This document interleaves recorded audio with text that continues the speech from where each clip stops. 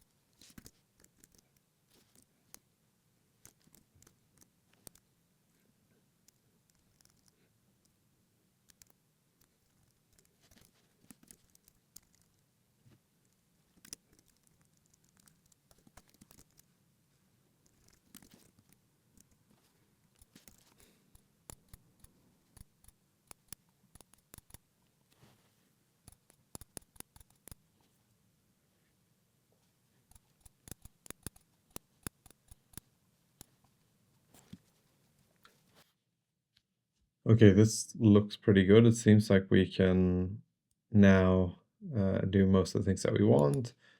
Profile picture we can't add yet. And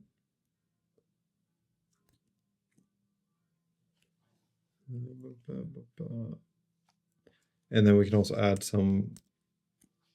Okay, so we have a progress bar down here that actually stays consistent, like it doesn't, we don't just pop another page on top of this page, but you can actually see that the progress bar kind of moves along. Now it's way too far down. We want to have it somewhere else, but it's a progress bar. It doesn't really matter at this point. as long as we have it. And this is why using ChatGPT or Grok in this case is so good, I think, because I can just tell them, create this. And even though I could create this and I could write the code that actually would do this, it would just take me way longer. I would have to figure out, what do you use to create a bar like that? Where do I put it? I have to do all the things of like positioning it on the screen. And it doesn't really, I mean, this is just way faster. And what I can do now instead is I can spend some time trying to, once I have all the fields, I can then spend the time to adjust them and like make them look the way that I want them to look. But here we have like the base set up in a matter of like seconds, really. Even included my description of what I wanted. Okay. So what we need to do now is we need to remove the need for the profile picture, and then I want to see if we can actually store this in the database somehow.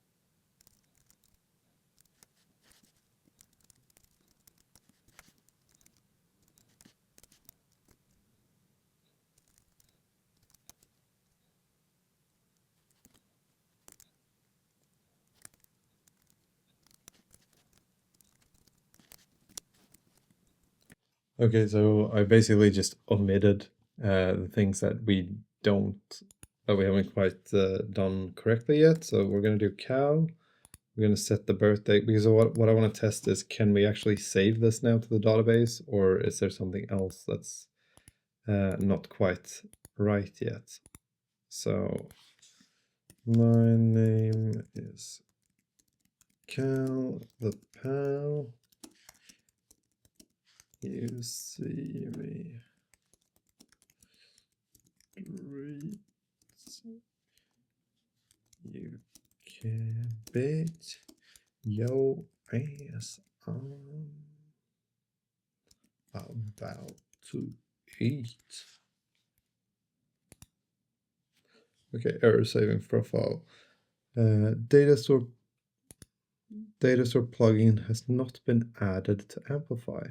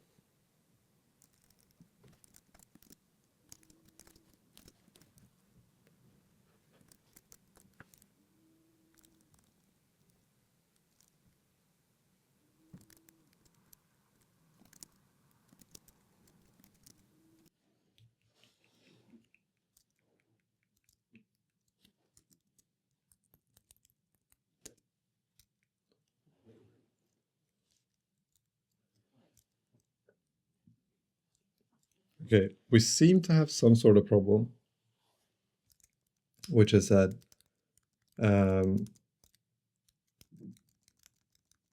there is no variable here called call ID, but if we go to the resource thing, you can see that there is a variable here called call ID. Maybe is it not saved? Is that the thing?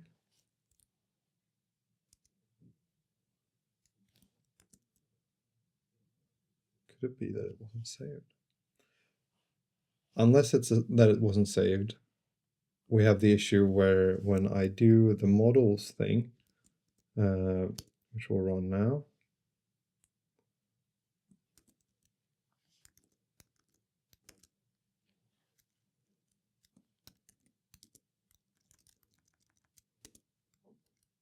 yeah. So for some reason, we don't get the call ID as a variable here, which I don't know why we wouldn't get that, but we don't get it. But what I can do also is I can do final string hello, just to do a test. So what I did was I did a test like this just to see, does this even update that file? And if we run this and go here, do ex, and then go back in, we can see that the hello string that I just added is actually gone. So that means that it does update this file, but it seems not to update it based on the resource file here for some reason. Let's say that we add just a hello a dot string just to see if it adds this then.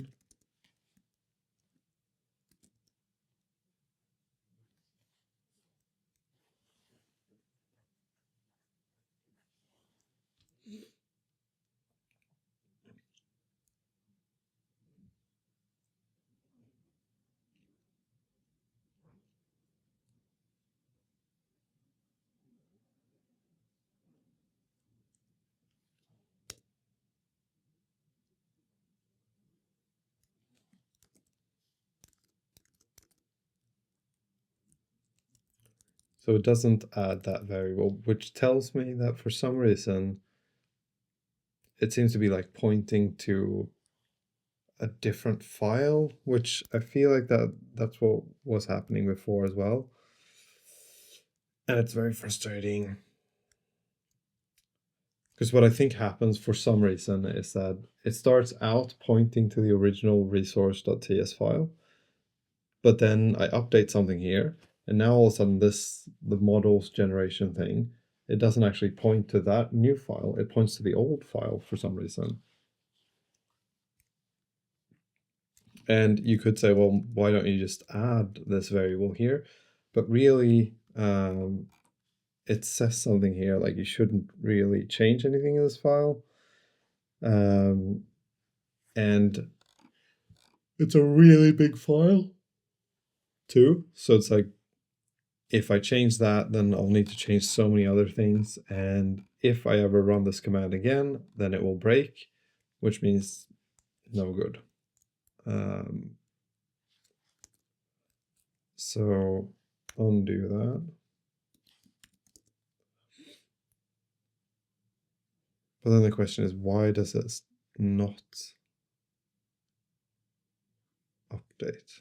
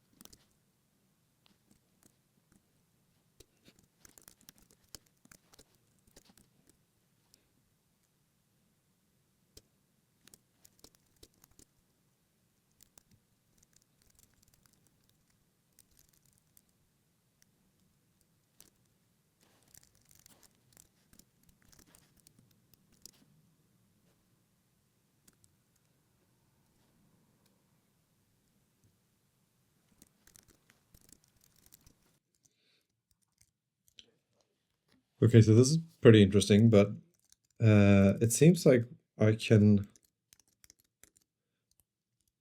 mean, the specific issue seems to be with either the name of this or the fact that we're using ID twice. Because when I add hello here and then go to the actual file, we get hello here added. So it seems like there's some issue with using the ID thing specifically. So maybe if we just make it a string instead, could that be used? I feel like here we're using ID, ID, ID, but we're saying that it's required. Maybe that's the difference.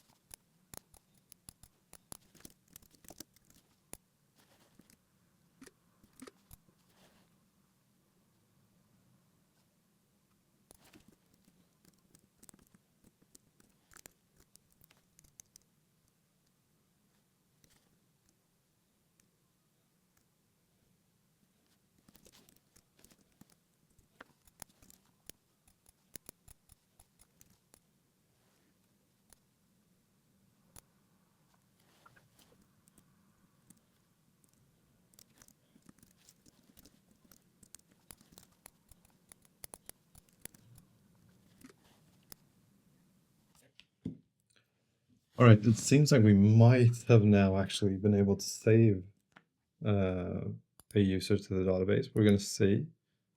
And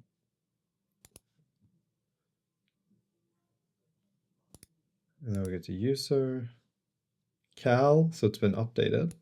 It says that I'm a woman. It says that the gender preference is homo. Like this, it did update. About me, Chad. I don't think I typed in Chad. Maybe I did.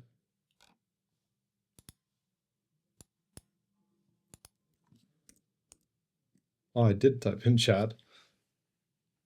Well, that's actually really cool. We can now add stuff to the user to, now we have all the setup, I think, except the next thing that we need to do is we need to actually add location information as well about the user. And the way that I'm going to do that is, well, I asked Grok about it. And here we go. And basically what we got was that we can use Google Maps API or the Google Maps API, and we can use that to basically allow the user to just set where they are. I want to avoid having like location data in the app to start out with, because I don't feel like,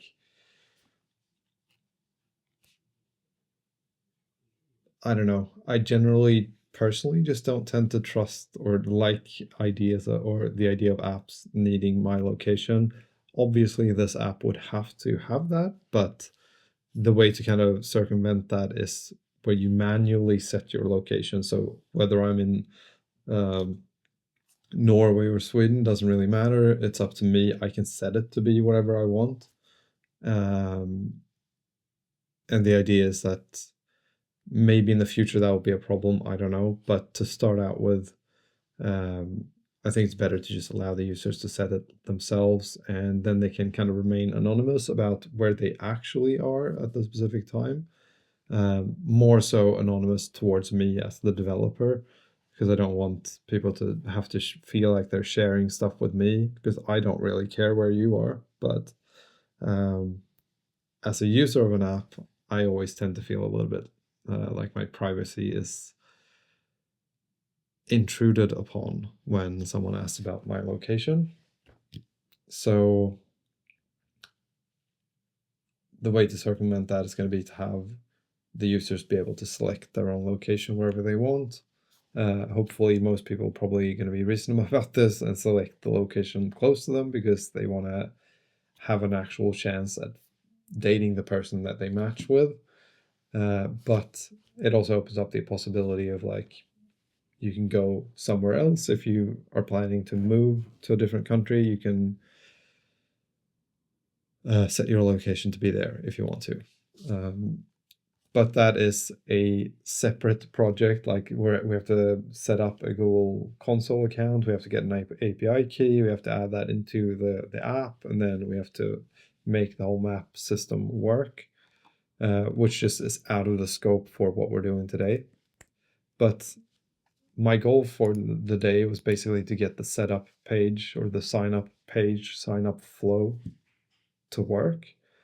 And I would say that we have it working now. So now we just need to add features to it. We can add it to the database, which is the main point, and then now we can just make it more detailed if we want to. So the next step is going to be to add location and then also pictures. So whether that is allowing the use, well, we need to be allowed into the photo album of the user so that they can upload a picture. But in order to upload a picture, we also need to set up storage, I think, in Amplify. I think that is the best way to do it. I think. But I'm pretty happy with the day. I think I've solved a few things that I didn't understand before, which is also like the model gen thing, how that works. And so what I figured out is that the model gen works based off of the cloud sandbox that you're running. I think, I'm not entirely sure, but I think that's the case. So what you need to do is you need to update the resource file if you want to update something. And then once you've updated it, you have to run the sandbox environment so that it updates the amplify outputs.json file, and then you can go and create the models, and it should do it correctly. But you also have to make sure that you have the relationship set up properly, because I think that was, or I know that that was the issue with this thing, that the relationships weren't set up correctly, and so since the relationships didn't make sense, it just didn't add them to the thing, which I don't know why the sandbox environment was able to deploy when the relationships weren't correct, but either way, I think we got it to work now. So yeah, thank you for watching, and I'll see you on Wednesday.